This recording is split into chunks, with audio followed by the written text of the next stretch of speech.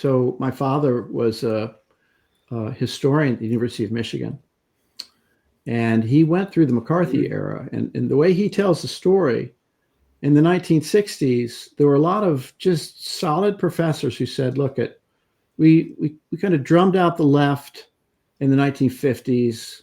That's not what a liberal vision really is. So we'll let them in, and we'll teach them, and then when they have an opportunity, they'll hire conservatives, and we'll have a rich, robust conversation going forward.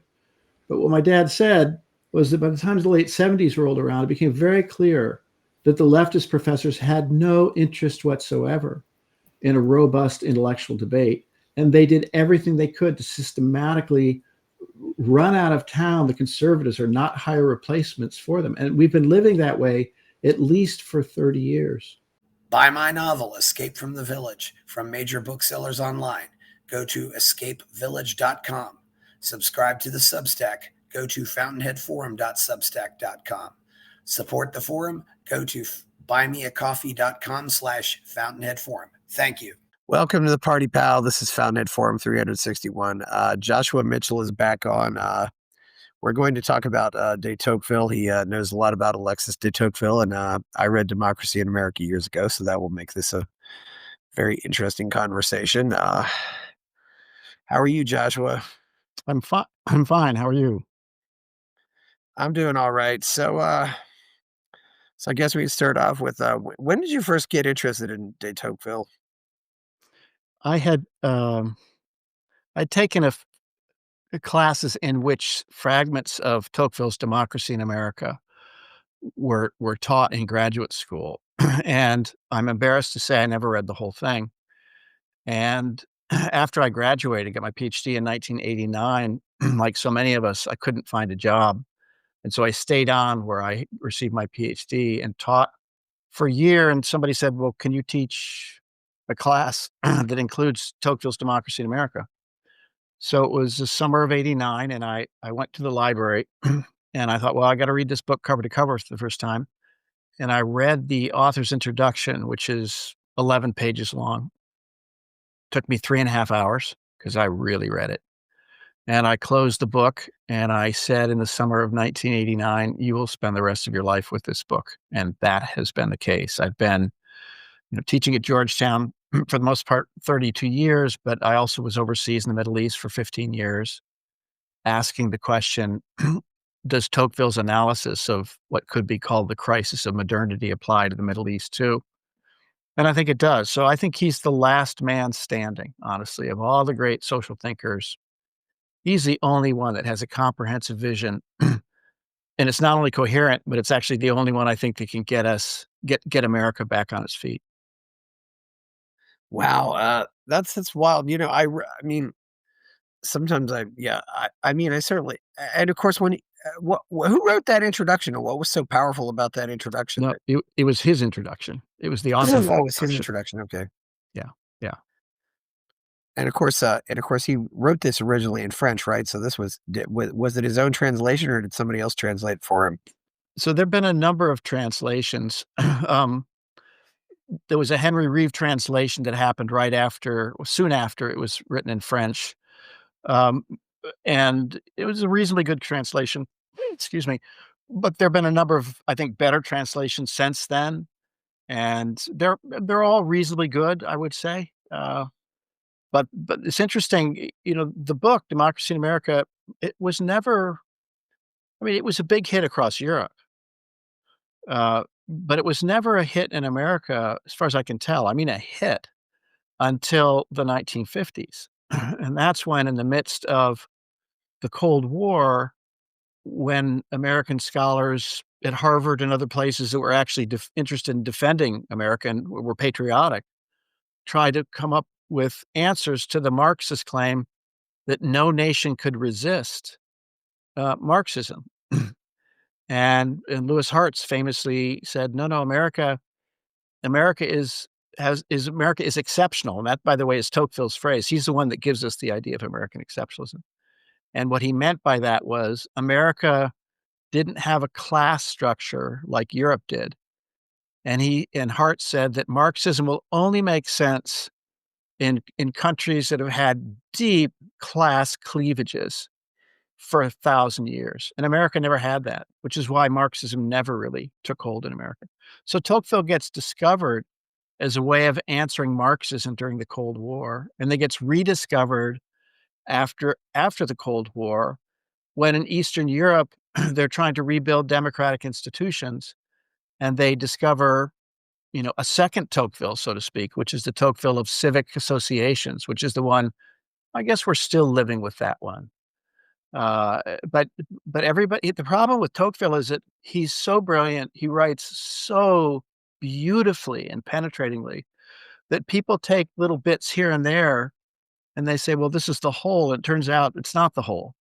So you really need to be patient, read the whole book. It's an extraordinary work. Yeah, yeah, I did read. I mean, it was, he came to America we're really with the intention of analyzing the prison system, I believe, and this was in the 1830s when he came to America? Yeah, I think more like yeah, I always get the dates wrong. Late 1820s, 1830s, early 1830s. The first volume comes out in 1835. So his friend, Beaumont, who traveled with him, um, did write about the slavery system or sorry, the prison system. And there's some debate about whether Tocqueville wrote most of that book or not. But I think what happened was that Tocqueville came and he realized that there's something entirely new in the way of Western civilization that's happening up and down the East Coast of America that the Europeans need to hear about. And so he became absolutely fascinated. And I guess you could ask the question, well, so what did he see and what was it an answer to?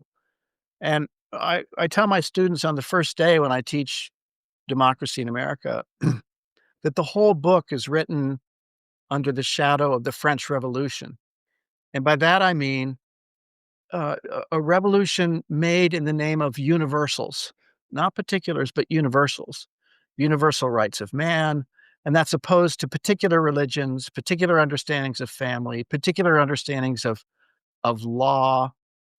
And why was this a problem? Because if you're only concerned with universals, you can have no, let's call it embodied life. You won't love your town, might not love your family, certainly won't love your country. And he thought that that revolutionary spirit of universalism, which by the way, then emerges with Marxism later on, he thought that was deeply destructive. And so he stumbles to the shores of America and sees these people who have an antidote to it. They're deeply committed to their local institutions, to their families, to their neighbors. They're living this embodied, embedded life. And so he thought the great crisis of the modern world was that we would all slowly but surely be tempted by what we would now call globalism and cosmopolitanism. And he thought ultimately you can't build a world on that because we are embodied creatures. We have to live in time and space with our neighbors in real life relations. And so he's so prescient. I mean, the whole globalism movement of the last, I don't know, call it post Cold War. I mean, he saw the whole thing coming in the 1830s and said it cannot work. You can't simply be a citizen of planet Earth. That's not how it works. Moreover, you have to be an embodied creature. You can't just be a disembodied person. You have to be a man or a woman. And so, I don't want to get controversial, but I think he really does anticipate the frame of mind that could give us the transgender movement. That is to say, I'm not embodied. I'm not a man. I'm not a woman. I'm beyond that. I'm trans that. I think Tocqueville gives us this framework that allows us to understand all of these universalist aspirations of the left. So you think maybe Marxism was actually, 'cause, came from this? Because it is, because 'cause I'm hearing many more conservatives now are just going and saying all of this had to go in this direction, and being somebody who is being a libertarian and somebody who believes in the vision of the founding fathers, I don't believe that inevitably goes to this, but there seems to be more and Yeah. more people claiming, and I think this is yeah, a big problem. I would put it this way, there's on the right, there is an attack on liberalism. And I think this is a dangerous thing because that supposes that there's two alternatives. conservatives, and liberals. And Tocqueville helps us sift through that or clear that away. He says, no, no, no. There's conservatives who for the most part, think the age of equality is a mistake and dream of an enchanted past. And even he is somewhat conservative, but and then there's the left, which which wants to destroy the existing state of things, which by the way, both the French Revolution and Marxism wanted to do. I mean, there's a statement in Marx that communism is the abolition of the current state of things. So I think it is a terrible mistake to attribute our pathologies to liberalism. Tocqueville called himself a liberal of a new kind. He says in the last sentence of the author's introduction, while the parties are busying themselves with tomorrow, I have tried to see the whole of the future. And what he meant by the parties was the left and the right. The one wants to go back. These were the conservatives. The left wants to destroy the existing state of things and bring about this utopian dream. And the liberal middle position, he says, is the one that's willing to live with the partial brokenness of life in embodied communities with all their limits. So it is a terrible mistake, in my view, on the right to say that identity politics is the full fruit of liberalism. It's just historically goofy. And the only reason you can get to that is if you think there's only two alternatives, liberal or conservative. But there are three. There's liberal, conservative, and left. And we've completely lost the threefold distinction. And so conservatives think that liberal is the enemy. And I think that's a terrible mistake. Well, it almost makes me wonder sometimes if people aren't able to process anything more than dichotomies. I mean, it's like they can't see they can't see that there's a third way or even possibly a fourth way. Yeah, And I don't think everything's, I don't believe that everything is a binary decision. And I I mean, agree. The you problem know, is ages ago, when I was taking classes, it was at Chicago that I got my PhD. And Chicago politics is notorious. And I had one professor who said, listen, well, intellectuals have to deal with the sophistication of life. But if you're in politics, it's slogans. Only slogans win the day. So I understand the temptation toward dichotomies. My concern is that with the destruction of the universities, we have not been able to develop a whole younger generation of people, both left and right, but I'm more concerned with the right because the right has been drummed out, who have subtlety of mind and can see beyond these easy binaries. Yes, they'll step into sloganeering, but they should be wise enough to remind the politicians on the right that it's slightly more complicated than that, and and be the wise ones who who are the grand thinkers. And increasingly, we don't have that anymore. I know some very very smart young students, former students of mine, who are in one way or another in politics, and they should be university professors, but they were given no opportunity. They were effectively told, "Look, you're white men. Forget it. It's not going to work." And so they found themselves incredibly smart. They're smarter than a lot of my young colleagues at Georgetown, but they were denied entry. And so now they're very mad, and they're very smart. It's a problem. yeah, I think a lot of these people on the right wing know better too. I really think they're just. I think the saddest thing nowadays too is just the amount of people who don't have what I would call sincere beliefs. If you pay them to it's like you could, imagine one church hiring away another preacher, and just Yeah, he goes from one Christian sect to another, and just yeah. I, it's really unfortunate. I don't know. Yeah, the death of academia is certainly, and that's something. And I don't think we're not here. If academia doesn't go the way it goes, we would not be in this mess at all. You know, and it sounds like to me, in the '50s thing, it was still basically a sensible. It still really was committed to the vision. I mean, as you talked So about, late '50s.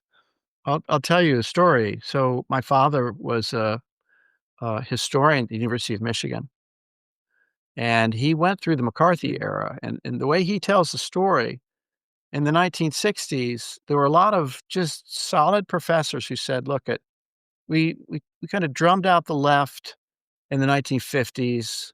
That's not what a liberal vision really is. So we'll let them in, and we'll teach them, and then when they have an opportunity, they'll hire conservatives, and we'll have a rich, robust conversation going forward. But what my dad said was that by the time the late '70s rolled around, it became very clear that the leftist professors had no interest whatsoever in a robust intellectual debate, and they did everything they could to systematically run out of town the conservatives or not hire replacements for them, and we've been living that way at least for 30 years. And on the matter of, something just to back up to what you said a minute ago, a kind of lack of grounding. Of course, yesterday Charlie Kirk was assassinated, but yesterday morning I woke up and thought to myself, the problem is there's no center. Families aren't a center, schools aren't a center. I mean, that gives people a center. The churches aren't a center. There's no loyalty in corporations anymore. You just move whenever you want. And there's something good to be said about that, but there's something really bad too. So you've got a younger generation who had no center. I lived through the '60s. I saw 3 political assassinations before I was 15, but there was still a center. We still had our families, maybe not the churches so much in Yeah. secular Ann Arbor, but we had a center. There's no center now, and so people have no idea how to put something like an assassination in perspective, and I don't mean by that we just sit back and do nothing. I mean, there's no center whatsoever, and so people are either enthralled and ecstatic or an incomparable grief right now, because there's nothing that holds anything together anymore. This is a very, very dangerous recipe, and to come back to Tocqueville, this is what Tocqueville argued. The Yeah. biggest fear he had was that we would slowly but surely eliminate what he called the mediating institutions, the families, the churches, the local associations, and we would have nothing but lonely, isolated individuals and a powerful state looking over them. And I would add, because these individuals had no center, they would oscillate back and forth between, the way I put it, manic depression. That's what would be the condition of kids just responding to the slightest stimulation and being completely disoriented by everything that comes along. And that is where we are. And it's because on Tocqueville's reading, we have slowly but surely let the mediating institutions atrophy, or, and this is my argument now about identity politics has now attacked all of these mediating institutions as being impure. So the family is no longer the family, it's the heteronormative family, and so it has to be destroyed. The church is no longer the church, it's the homophobic church, it's poison, so it has to be destroyed. So the first wave of it, which Tocqueville anticipated, the first wave of attacks on the mediating institutions would happen because of atrophy. We just give up on paying attention to family and local life. The second wave, which of course he couldn't have anticipated, is the one I think we're living through right now. And that is the direct attack on mediating institutions, on history, on anything that gives gravitas and a center to our lives that's not the state. And that is the project of identity politics. And if you bear with me just another minute, Yeah. I think the third attack is, I'll call it software algorithms, but it's ultimately AI, where we give up entirely on the idea of human competence, and we decide we're going to have software algorithms that address all of our problems, and we don't need human beings to become competent. That's the third great wave. I'm writing a piece on this right now. 100 years of attack on human competence, and the first one is the mediating institutions falling apart. The second one is identity politics, and the third one, well, let's call it AI, but it actually started a decade or two ago when we started replacing middle management people. We started outsourcing our email system, outsourcing our IT, outsourcing our HR departments. I'm talking about every organization. It's all Yeah. outsourced now. And so you've got $500,000 vice president sitting at the top. You've got grunts at the bottom who are barely making minimum wage. You have no competence in the middle because that's all been outsourced. And so you wander through these organizations trying to get answers, and the poor people at the bottom can't really answer them, and the people at the top are unreachable. This has happened at universities, corporations, all across the United States. We are destroying competence through what I call algorithmic substitution. Yeah. I do have a few questions here. Since your father was in academia, do you think maybe the left the left, not wanting conservatives was maybe that was a response to McCarthy, and maybe it was also a response to the Vietnam War because It we saw was. we saw the No, colleges go crazy during the Vietnam War. no, I agree. That's what happened. It was basically the older generation of the '60s, I'll call them the '60s rioters, went into academia.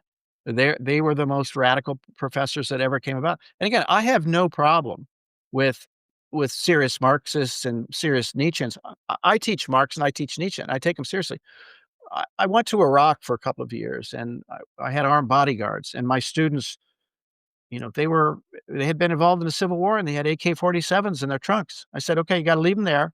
The university is the only place in the known universe where you check your guns at the door." Apparently not. And you have hard and difficult conversations. So if everybody who's there, irrespective of their political vantage point, can't say and confess as a confessional statement, yes, I'm a leftist or I'm on the right, but we got to have smart people from both sides. If we can't do that, the university is over. And I think the university is effectively over right now. I see no evidence whatsoever at Georgetown or at any other university that is not already commandeered from above by conservatives, which is the only way these universities can become conservative or stay that way. There's no evidence that the left has any remorse about what it's done for the last 30 years, which is to systematically drive out conservatives. Yeah, and you talked about driving out of competence. My father, who was born in 1931 and obviously grew up, went to school in a completely different era.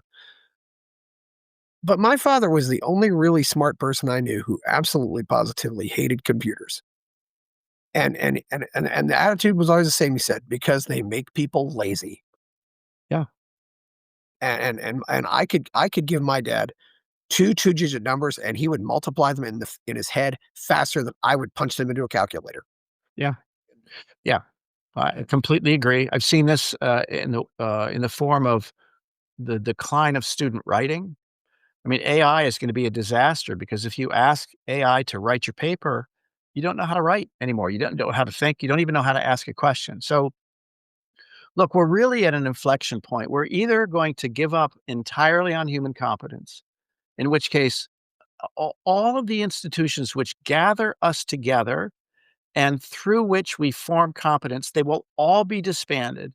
And the dystopian future that Tocqueville describes in volume 2, part 4 of Democracy in America at the very end will come to pass. I mean, it is the scariest picture. I could read bits of it for you if you want to your audience. It is an astounding Sure. picture of lonely, isolated citizens who look only up to the powerful state, surround themselves in a narrow circle, and effectively social distance, which is what COVID told us to do. Don't shake anybody's hand, always 6 feet apart, don't trust your neighbor, trust only the state.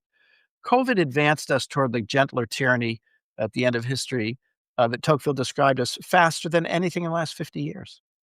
I don't know how, it's sometimes I think just the whole culture, of always being connected, yeah, just as a way, we brought up Charlie Kirk, it was interesting, but I was actually on a 14-hour flight when that happened.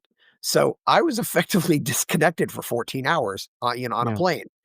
yeah, That's one of the, and you think about it, and granted, I did pull up my Kindles and I watched, I actually finished off a couple books, but yeah, uh, it's just, to think about, going 14 hours without getting any news and then there was a time when that, we can remember when that would have been fairly common, but the only time it happens was when you're on an airplane and you have to, and just what I call these, I go to the gym and I see what I call these headset zombies.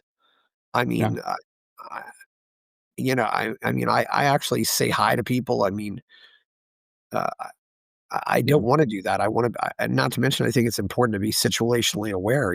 I actually did yeah, that when I first got a radio and had a pair of headsets when I was in the mid '80s, and people looked at me like I was some kind of weirdo for walking yeah, around wearing headsets. And now I, it's definitely, and it's wild because we actually have more tools and opportunities connect us, and yet we're becoming less Yeah. connected.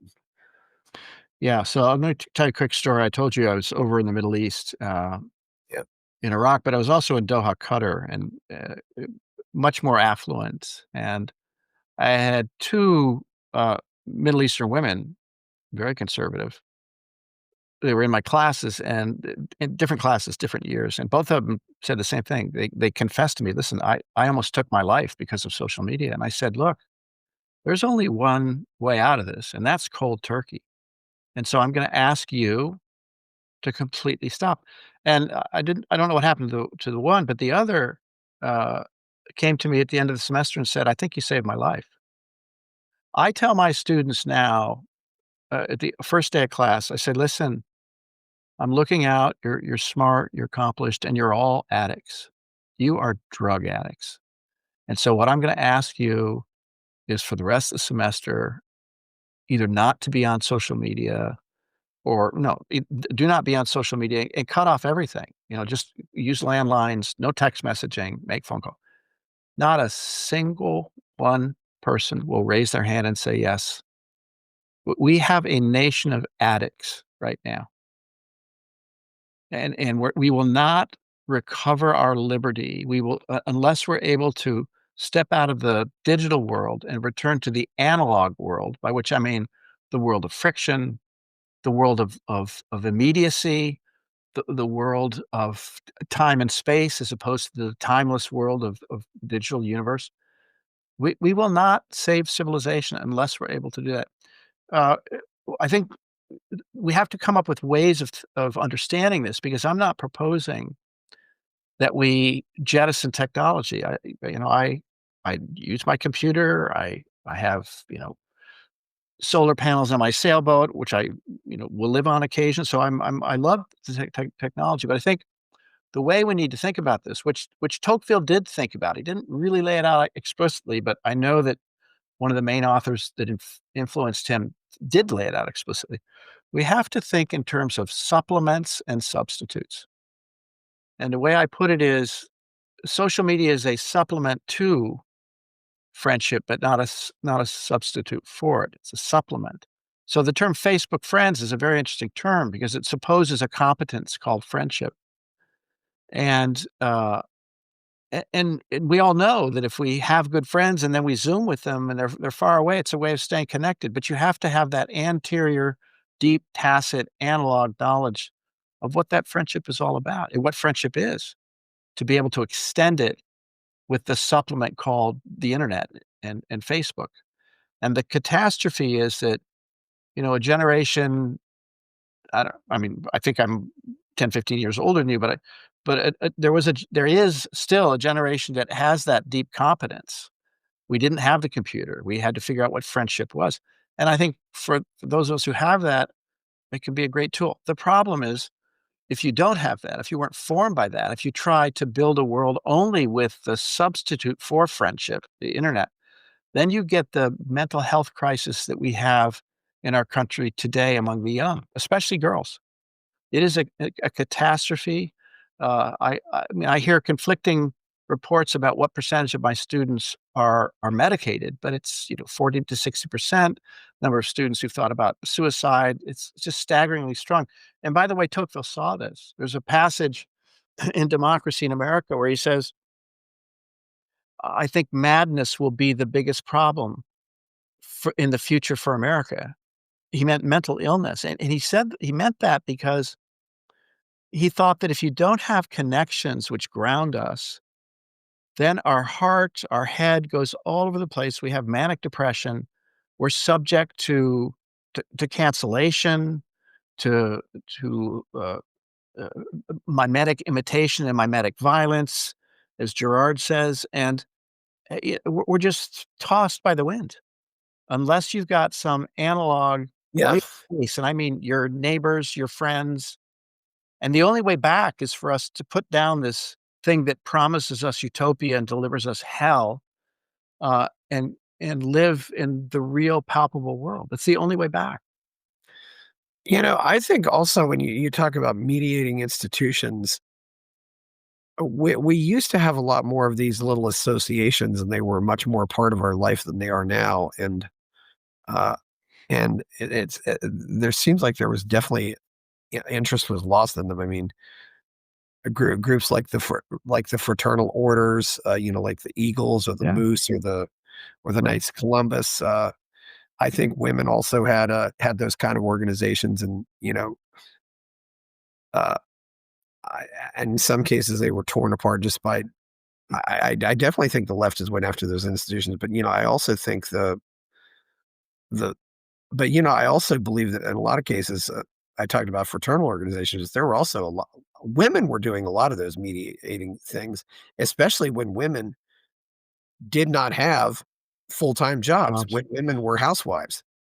So I'll You know tell you, you're right on the mark. Let Yeah, me tell you a story. So my mother yeah, grew up in rural Indiana, born in 1930, yeah, and she had an older sister who went through the Depression and would tell stories about what held that little Methodist community together. It was a town of 500 people. And she said, "Look, men, of course, they were working hard and they would have their evening gatherings, but it was the women who were not working, who had their homes, who had their life in their homes, but then they were the ones that were making all these social network connections in the community.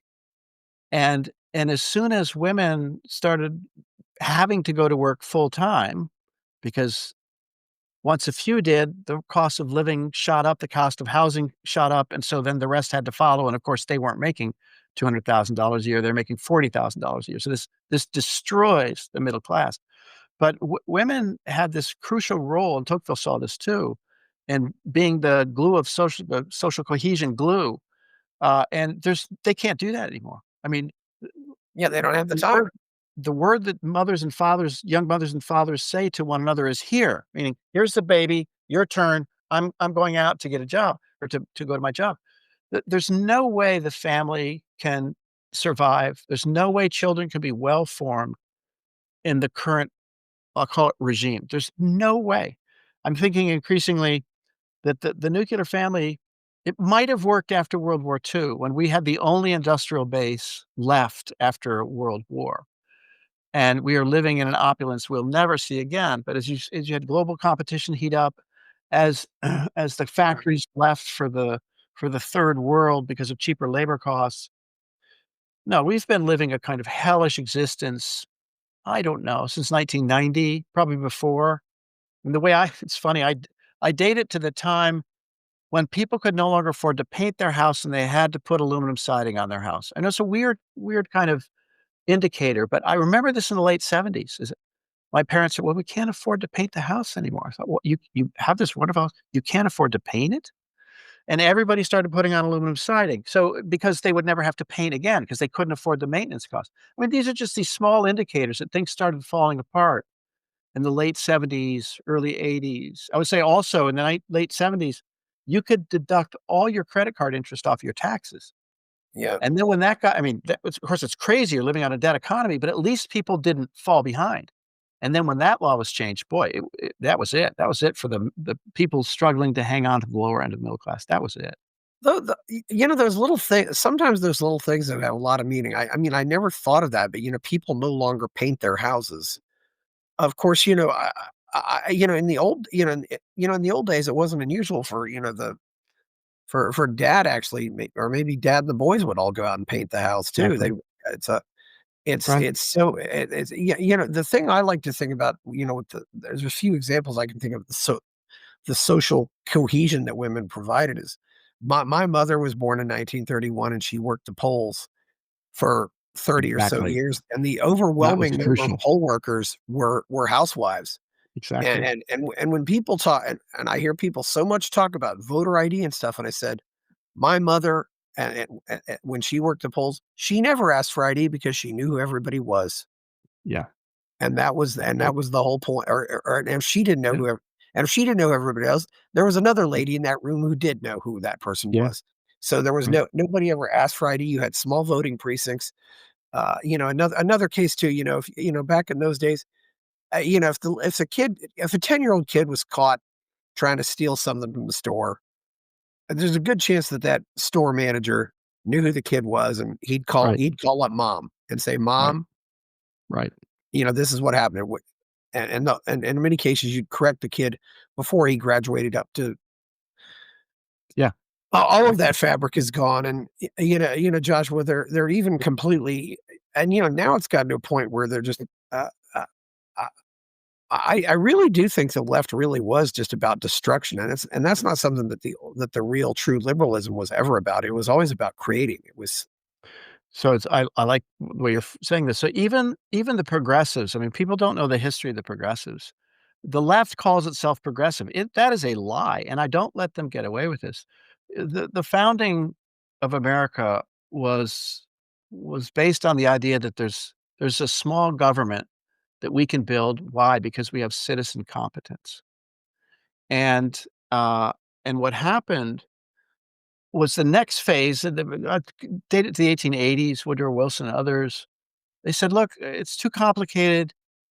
We're gonna start this new thing. It's called progressivism, but let's be clear, the best book of the period was a book called The Promise of American Life." Their argument was citizen competence isn't up to the task, but we'll have expert competence. Now, I think ultimately that fell apart, but to your point, they actually believed in a better America. This was not leftism yet. And the left today calls itself progressive, and I call them out. The left is not interested in expert competence anymore. I've seen this in all the major universities. We are not teaching as we did in the 1950s, 60s, and 70s, because I went to University of Michigan. Boy, that was about competence, about building engineering capacity. I went to Michigan State for a while. It was about agricultural engineering. I mean, this was about science and making America a better place. That's not what we're doing at universities today. We are teaching them, we are compelling them to accede to this identity politics madness in which the only thing that we are trying to establish is the intersectional score of innocent victimhood. Who's the biggest innocent victim? How bad are white people? This is disgusting, and you cannot build a civilization on this. So the left is no longer progressive. That's what we have to call out. They call themselves progressive. Progressive in their mind means identity politics. That is not true. The progressives for 100 years believed that through expert competence, we could make America even better than it was.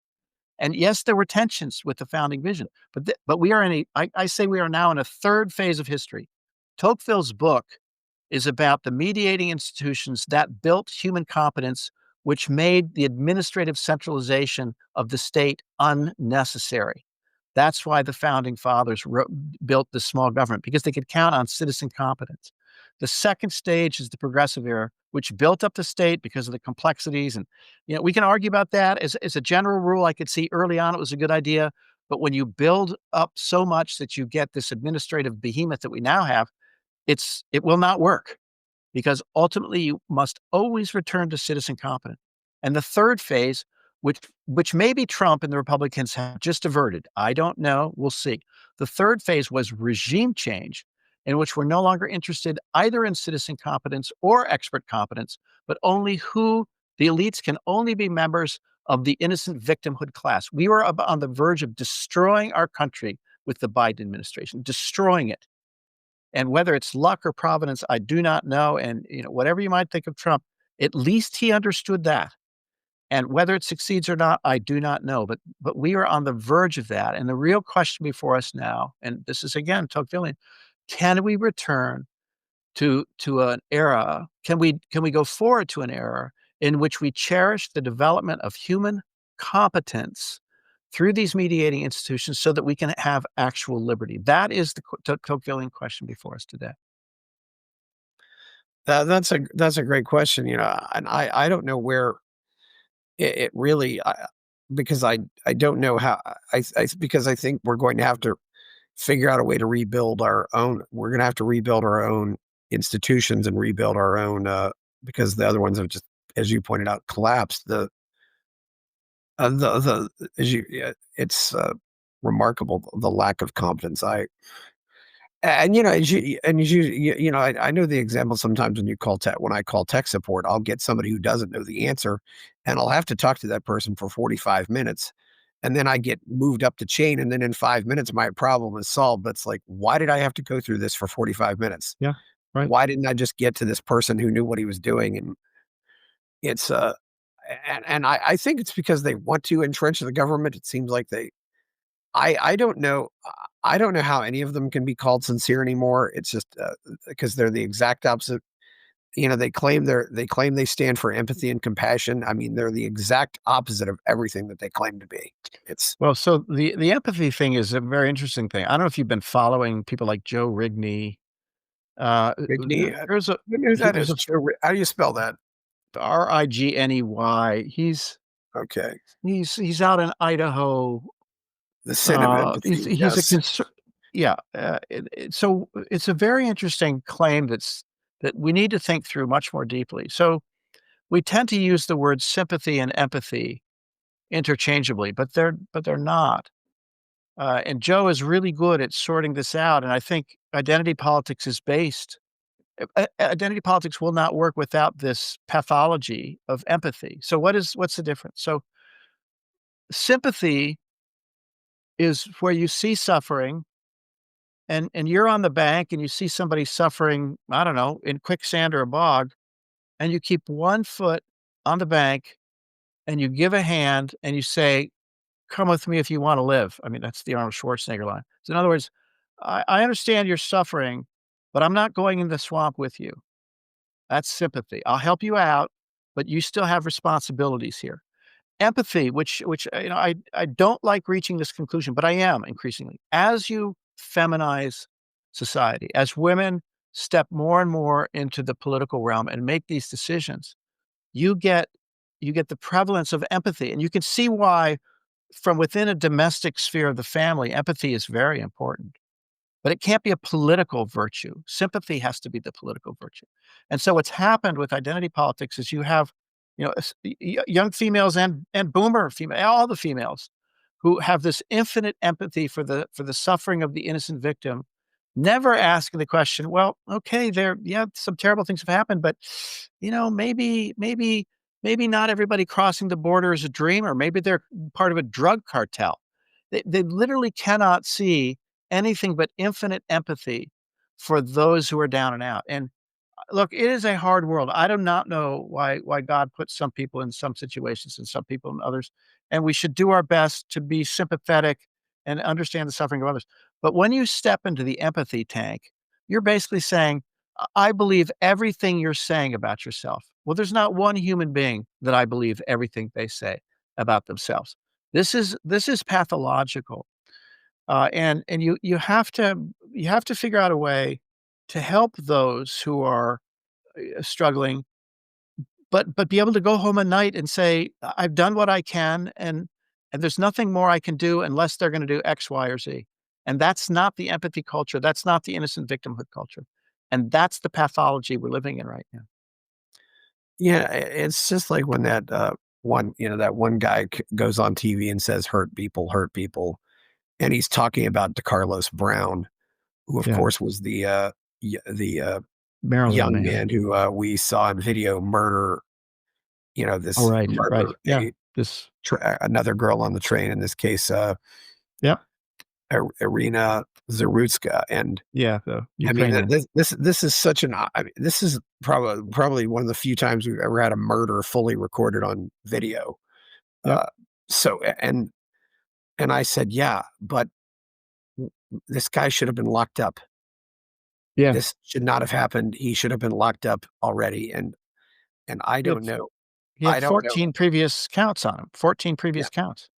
So the innocent done victimhood culture says, well, yeah, they've done this bad thing, but it's not their fault, so I'm gonna let them go. I mean, that is crazy. That is crazy talk. And again, it's empathy on steroids, and we don't wanna destroy empathy, but we have to understand that ultimately, let's put this in terms of justice and mercy, which is the way I put it in my book on identity politics. You have to have justice first, like, "No, we have a border, and then you can be merciful, but we'll let a few people in." But if you let everybody in, there's neither justice nor mercy.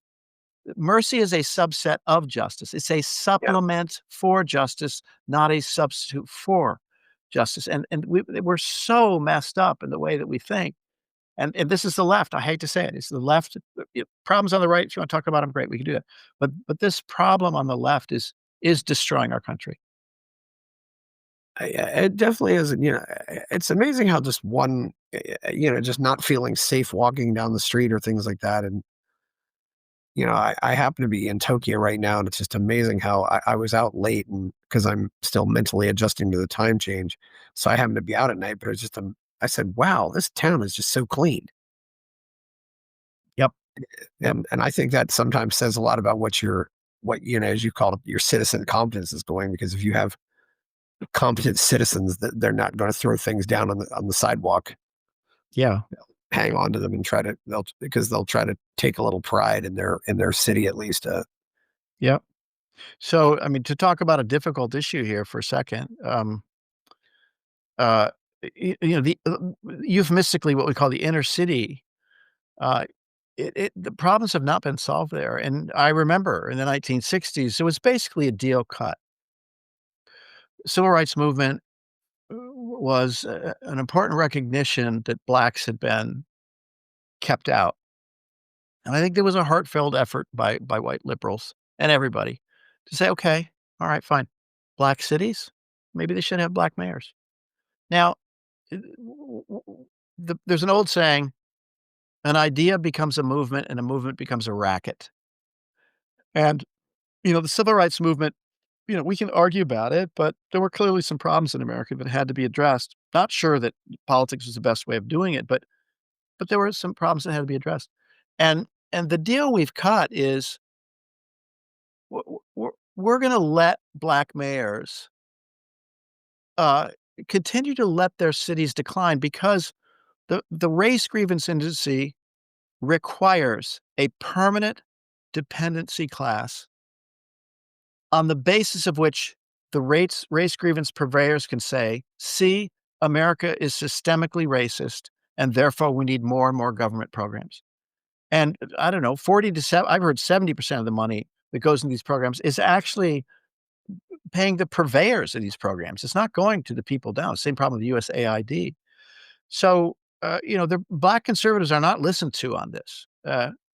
Black liberals are, but black conservatives, I can give you names, they're fed up with this stuff because nobody benefits from getting the designation innocent victim who requires state funding.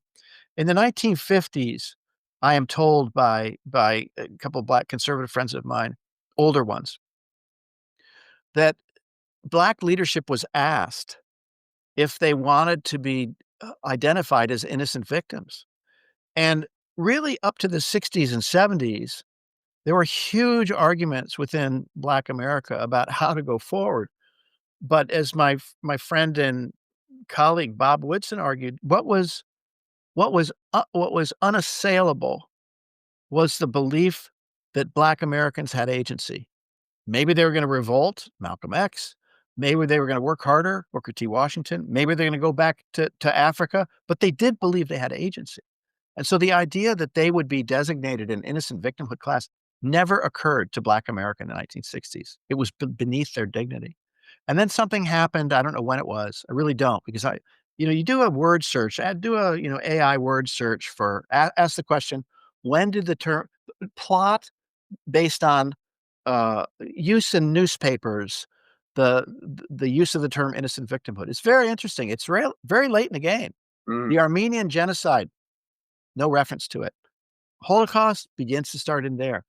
Black America, and then, feminists, victims of patriarchy, Well, gays and lesbians, victims of the heteronormativity of the predominant white culture.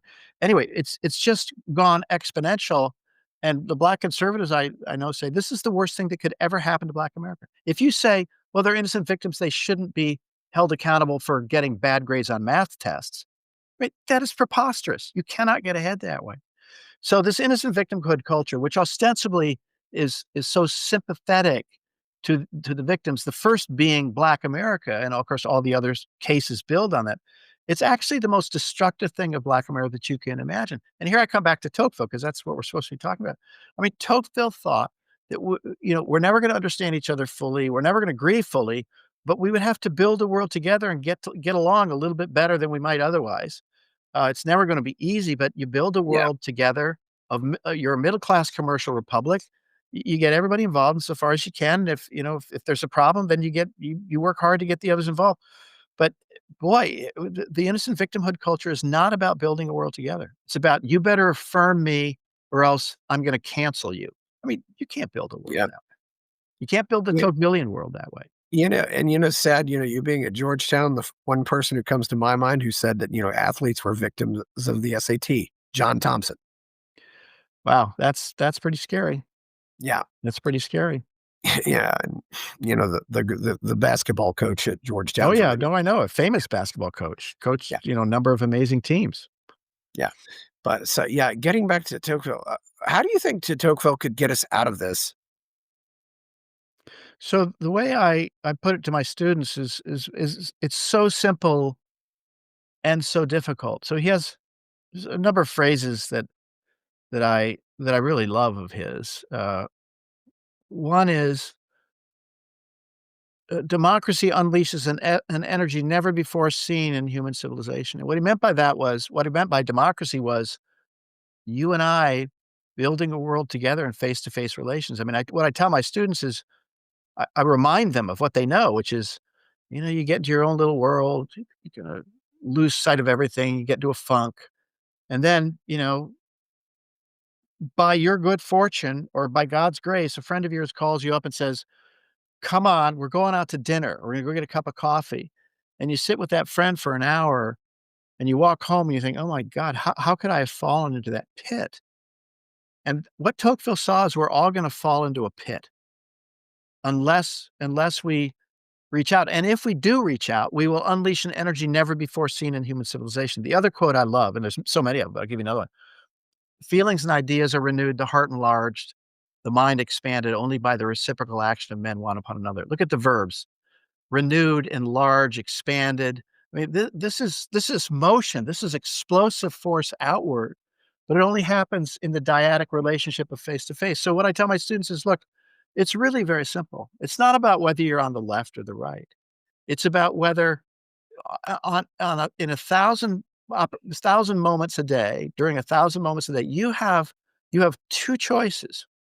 You can look up to the powerful administrative apparatus to mediate between you and whoever it is you're having a problem with, or you can go live time to the person you're struggling with, and you can say, "Hey, let's talk about this." Because if you now have people who are frightened to death to actually talk to one another, I don't care if you're a Republican or a Democrat, there's no way we're gonna save liberty. So what we've lost is the art of engagement, and I see this at universities all over the place.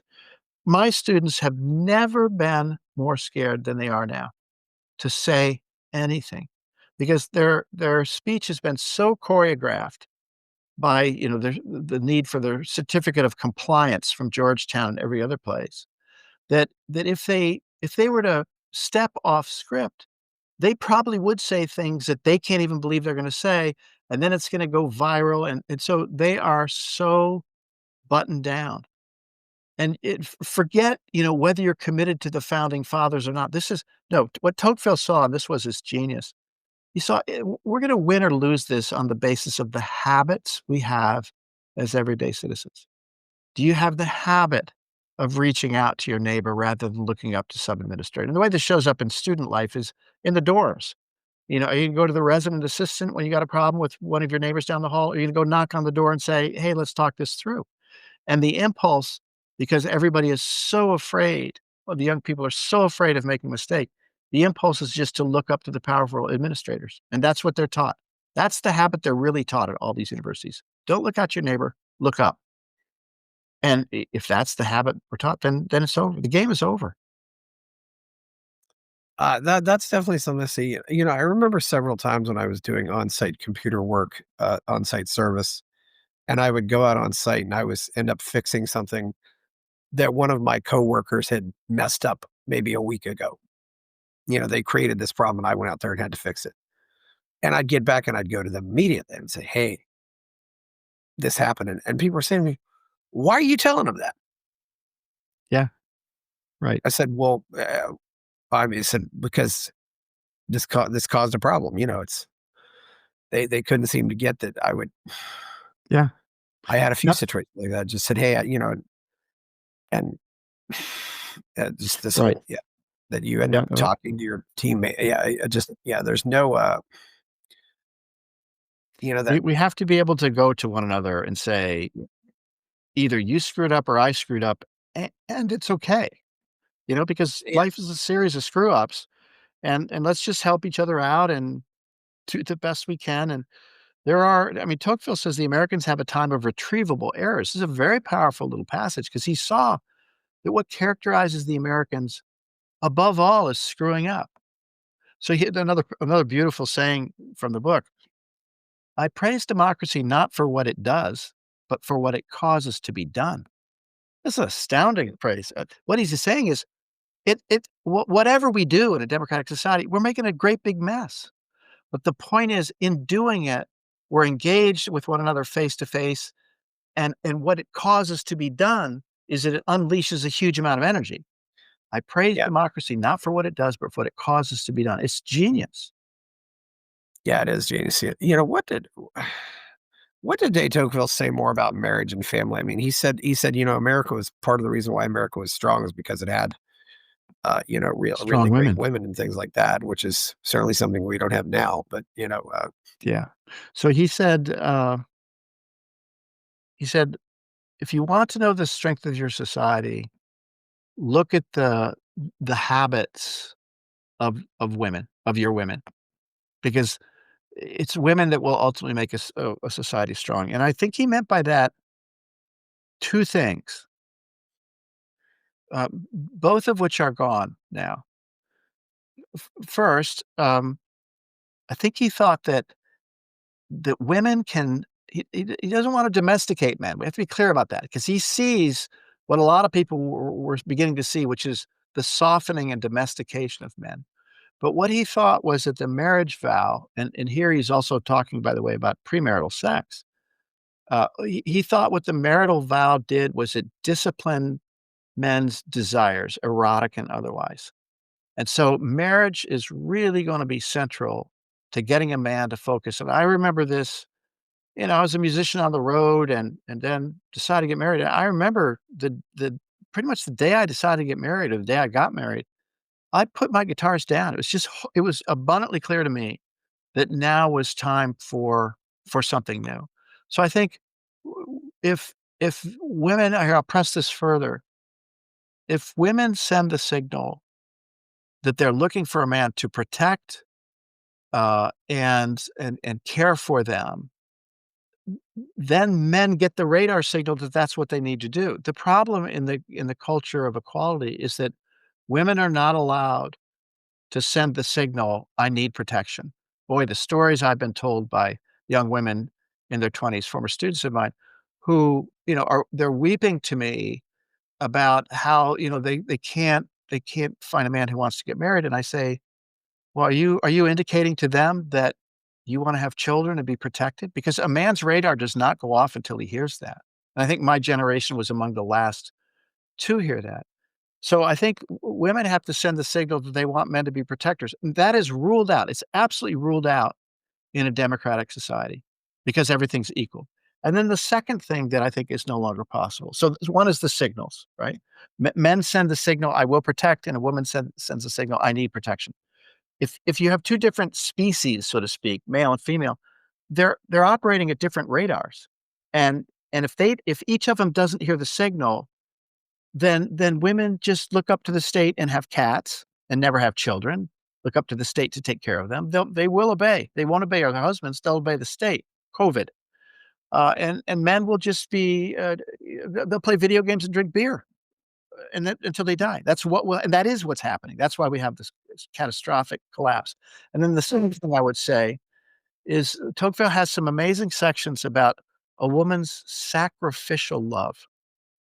He talks about these women who, they came from modestly good families, moderate good families on the East Coast, and they're out in the fields of Indiana, with ticks and everything else, and is having children, as many of them are dying. And he said there was a stoic reserve that they display. Of course, yes, they were sad, but what they understood was mother's sacrificial love.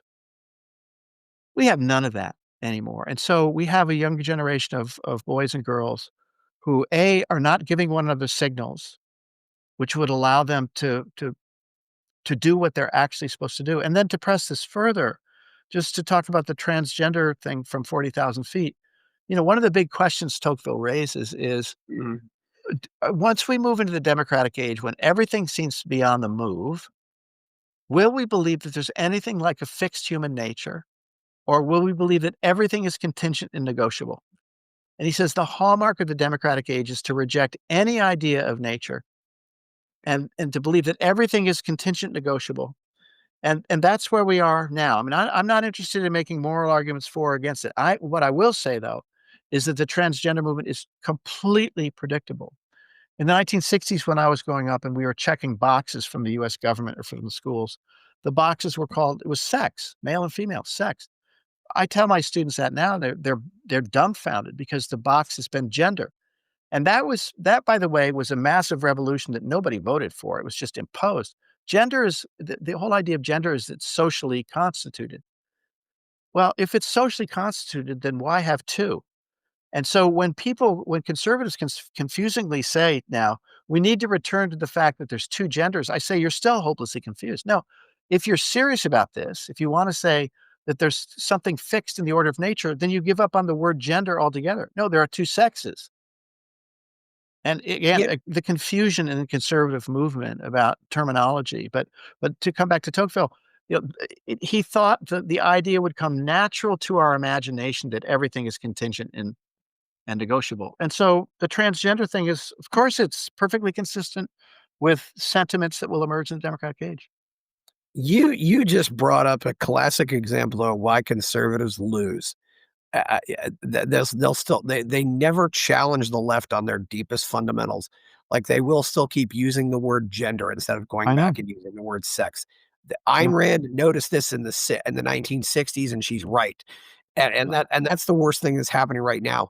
It is now is because I now see several, now, now, there are many conservatives now who now are basically saying that if you're that being black makes you a criminal. That they're this is Yeah. something that the left embraced, and now and I find it very troubling. I mean, I'll call some of them out.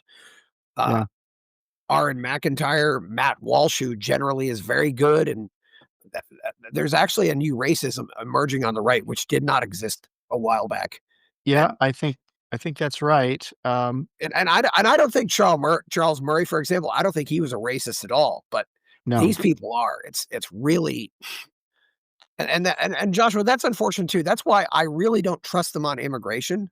Uh, Yeah. you know, I can understand why you don't want millions of people, but I think it's really just, I hate you because you're different. That's all Yeah, it is. and that's there's no mercy in that. Yeah. And I think if we understand that borders matter, but Yeah. then I think we're in good shape. But we've got one group that says borders don't matter, and another group that says it's only borders, there's no mercy, and that's, I think, a mistake as well. Another way to put this is there's no liberal middle left anymore. I mean, a liberal, I think, would say, well, of course we have to have borders, but Yeah.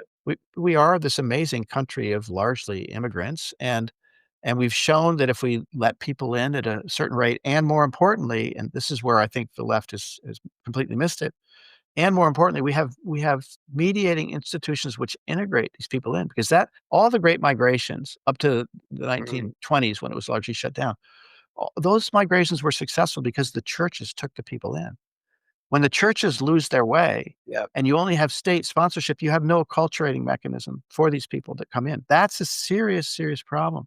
So again, I'm all for immigration. I don't want to make blanket statements like that. I'm not at all troubled by immigration, but we have to have the social mechanisms, not the political mechanisms, the social mechanisms in place for people to be brought into a community. And I don't see that's in place, and it's not just that it's not in Yeah. place for the immigrants, it's not in place for anybody anymore. Yeah. They've destroyed everything, and I don't know.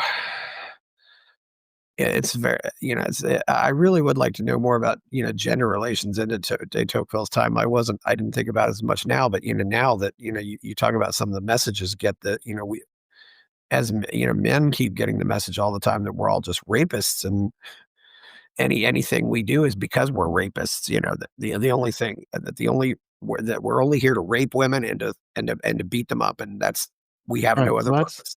that's the patriarchy argument, I will say, I grew up on the left, and, I'd like to say I'm fully prepared to have conversations with those on the left, but when you start using those terms, like those blanket terms, all men are part of the patriarchy, all white people are racists, all people who believe in male-female, marriage are homophobic. I mean, this kind of stuff, this is, by the way, this is what Tocqueville called incomplete religions. We didn't finish the thought, but Tocqueville thought that the French Revolution was the first one, and I will add Marxism as the second one. I think identity politics is the third one.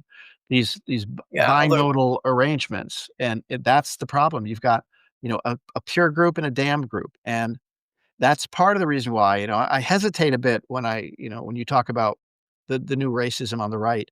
Yeah, that's a bad thing, but look, I have 2 sons. They were basically told they are full of yeah, toxic masculinity, and there's no way that they can redeem themselves. They're actually pretty good about this, but I know a lot of men who have just reached the end of it, and they are so done with not being given any way out that they are running in the opposite direction. I don't condone it, but boy, I do understand it. yeah. I'm just saying, I care more about the fact that DeCarlos Brown was arrested 14 times. Yes. I don't care about the color of his skin. Yeah, I agree. That is completely Yeah, irrelevant in this case, and we need to focus on that, and there are some right. people who would rather focus on the other thing, and that's Yeah, very troubling. I mean, yeah. No, I and I would say the same thing if it was, and there are certainly, I grew up, there were certainly plenty of, certainly plenty of violent criminals in the West Virginia penitentiary, which I grew who were white, that I grew up 3 blocks up, that I right. actually was in my hometown. Yeah, yeah, It is, right, and there is some truth to what, Devin Erickson has often said. We can either put all the bad people in prison, or we can all live in a prison, right. because that's what we're basically going to have, is we're all gonna have to Yeah, live like we're in a prison, and I don't want yeah, that either. yeah, yeah. Uh, Wow. what kind of influence do you think Tocqueville had? I mean, has anybody really listened to him? I mean, Well, there were has he made a difference? I mean, certainly considering how terrible, the 20th century was, I would say that he was just basically ignored, but well, I would say it's a great question. So after World War II, well, World War II changed everything in America, and my parents were part of this. So my mother grew up in a small town, as I said, yeah, largely Methodist in rural Indiana. My father in the I call it the Lebanese ghetto in Worcester, Massachusetts, and there was not much mobility. And then after World War II and Eisenhower builds the highway system, boy, America just becomes completely mobile. And yeah, really pretty early on in the 1950s, I don't know, 1953, 54, I think I might have that time right. Robert Nisbet writes a book called The Quest for Community, and he sees very clearly, and it's really I think one of the great social science books of the 20th century, The Quest for Community. He sees very clearly that all these Tocquevillian mediating institutions are being ripped apart. yeah, And he's the first one, and I will say let's call it a 40-year run where a lot of very smart social commentators and social scientists, Robert Nisbet, Robert Bella, um, forgetting the other guys at Harvard, yeah. Y- Robert Putnam, Bowling Alone. There Yeah, is yeah, you made me think of Bowling Alone, yeah, yeah, because so there's that book pointed out that there are more people bowling, but less people part of bowling leagues. yes, right. And so from Nisbet to Putnam's Bowling Alone, you have a lot of academics crying out saying, "Listen, we need to fix this." And then the most amazing thing of all was, I would say, during the Clinton presidency, we were beginning to reach an accord both on the right and the left. I mean, Obama read Tocqueville. Uh, eh, Yeah. I can't remember the radical on the left read Tocqueville too. The one who, I'm amazed. That but just makes me lose respect for him though, because he knows better and he was such a no, charlatan. Yeah. what was interesting was that whole contingent drew on Tocqueville's lessons, but then they wanted to nationalize. They wanted to have national impulses from above. They wanted to mobilize people, local people, for national purposes. That is not what Tocqueville did. But let me finish the story. So what happened was, between the general decay of the media institutions in America and, more importantly, or as importantly, the overthrowing of communism in Eastern Europe, and the question that arose there, namely, okay, well, so how do we make these nations now democratic? You have this amazing Tocquevillian renaissance in the 1990s, and both the left and the right were converging. It would have been the one place where left and right could have come together and said, we need to refortify the families, we need to refortify the churches, and it could have worked. And then 9/11 happened. And what happened with 9/11 was all the talk about local institutions and devolvement of power to the local level, all that came apart, and we built the national security state. And that's And where we just are now. and just by way of coincidence, we're recording this show on that day. Yeah. Yeah, Or at it's least just, well, as at I least said. it's still for you. I'm in Tokyo, it's aftermath, and, Yeah. I am that is a very interesting point that maybe we would have gotten back to that. But that's also because we weren't willing to give up the empire. I mean, there was this whole and as my and, Joshua, as much as I hate the thought of civil war, I can at least say to myself, well, you can't have a civil war and have an empire, and that might be the only thing that would destroy the empire. Yeah. If you have Um, a civil war, all of your military bases around the world have to shut down. I mean, yeah. how do you get rid of an empire? You certainly don't get rid of it by voting. You could vote again. You could vote. I mean, just the same way, with the EU. I don't think the Europeans ever wanted this EU, but it's been imposed upon them from above by a bunch of supranational bureaucrats, Yeah. and Western Europe is a completely lost cause. It's done. There's Yeah. no. I mean, but as you pointed out, Poland, the former Warsaw Pact. There's some hope there, Yeah, I agree. So a couple as things. long as they don't get too wrapped up in the EU. But Yeah.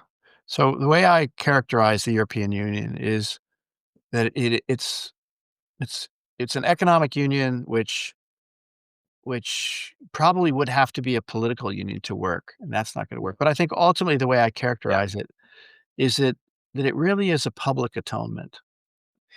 Because what they've said, and I've heard senior German statesmen in person state this, is there will be no more nations. The embarrassment of the 20th century nations in Europe is what constructed the EU, and until they can get past that guilt, there will be no return to real national sovereignty, except Tocqueville would say you can't do anything without national sovereignty. So it looks to me like Europe is it's really gone for. I don't like saying that, but because I have some wonderful, wonderful friends and memories over there. But I don't see how it survives unless things change in a very big way, which is say that there has to be an abolition of guilt. Just saying enough. We have to have our nations. And then the second thing I would say, and this is back to your how you started out with the Civil War versus empire. yeah, Tocqueville Tocqueville has 20. I've counted about 24 reasons in democracy in America why the state will grow stronger and stronger and stronger. And one of them, to use your word, is empire. He has laudatory comments for Jefferson. He cites Jefferson and Washington, both of whom said things like this. Uh, America should have no interest in the long chain of hatreds and animosities in Europe, which is to say, if you want to keep liberty, you can't have empire. You cannot have a war state if you want to keep liberty. And of course, this is what Eisenhower warned about in his farewell address in 1961, which everybody should listen to in its entirety. So, look, the warning started in 1835 with Tocqueville. Any number of people have been arguing this. My own view is that the American empire doesn't come apart because of wars abroad. It comes apart ultimately because the fiat currency regime that we're in will bankrupt the dollar. Yeah. And the interesting thing is since Nixon went off the dollar on August 15th, 1971, or went off the gold dollar, went off gold standard.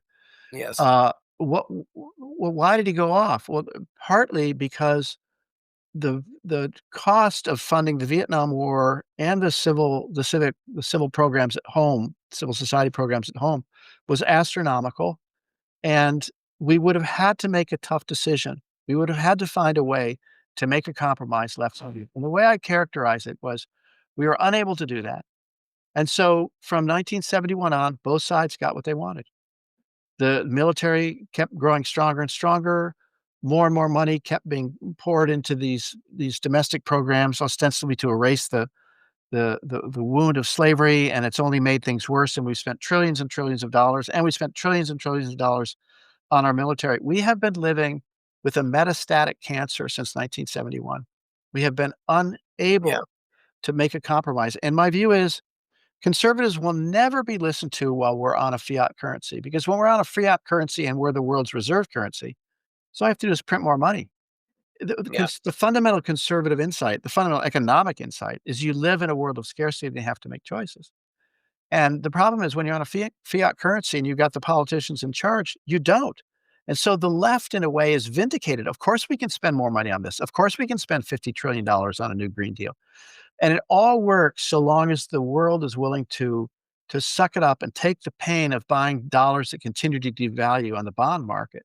And we're coming to an end. I don't know if you're watching Bitcoin and gold prices. My view is that they're not going up simply because the dollar's falling a little bit. They're going up because the rest of the world no longer believes the Americans will be able to pay back their interest on the debt. And that will be that we will not have a reckoning until that occurs. And that's 10 years away.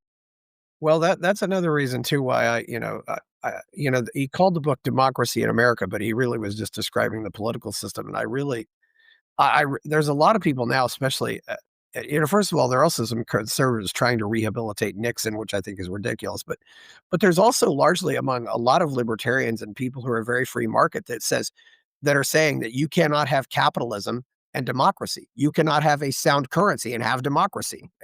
Right. What would Tocqueville say about that? So Tocqueville takes for granted that there's a gold standard in America. I think Yeah. the idea, well, let's Yeah, he came yeah, here right when Jackson killed the bank. Yeah, yeah, exactly. And I think while he didn't much like Jackson, he certainly did appreciate the decentralizing impulses of the Jackson mhm, administration. yeah, But he expected that there would be sound money. I think in places he actually talks about gold once or twice. But no, I think he would be horrified by the Federal Reserve. He'd be horrified by the whole thing right now. I mean, yeah, I love teaching Adam Smith. It's a brilliant, brilliant work.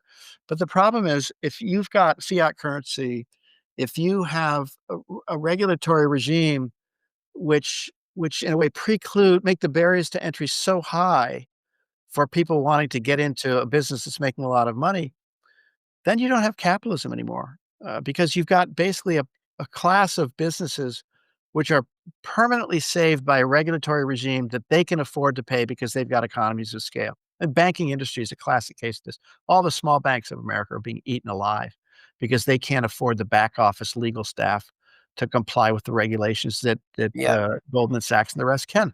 I mean, this is not capitalism that we yeah. have.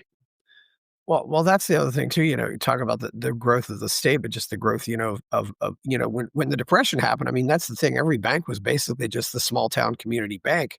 I think there's something. I think that was the whole point. One point of COVID was to try to centralize the hospital industry. Uh, Yeah, and it seems like there's much more and more of that. You don't have as many I mean, I don't, that's why I prefer to go to the local coffee shop instead of Starbucks. I mean, because I want to yeah, support those things, and it's just, it really is yeah. very much going that way. It's just I don't, and And as one person did point out, Europe had a lot of peace in the 1800s, and one reason why is because they did have a unifying currency. It was called gold. Yeah, That was the European currency. yeah, It and it yeah, I'd like to do I'd like to do a study of, how often do countries on gold standards go to war? It's an interesting question. sure. It's probably a lot more likely to say that than countries that have democracies going to war, which Yeah, and yeah. I mean, No, people might think this is kind of a perverse way to say this, but I often call the Third Reich a democracy. I say democracy either goes to Hugo Chavez or it goes to Adolf Hitler.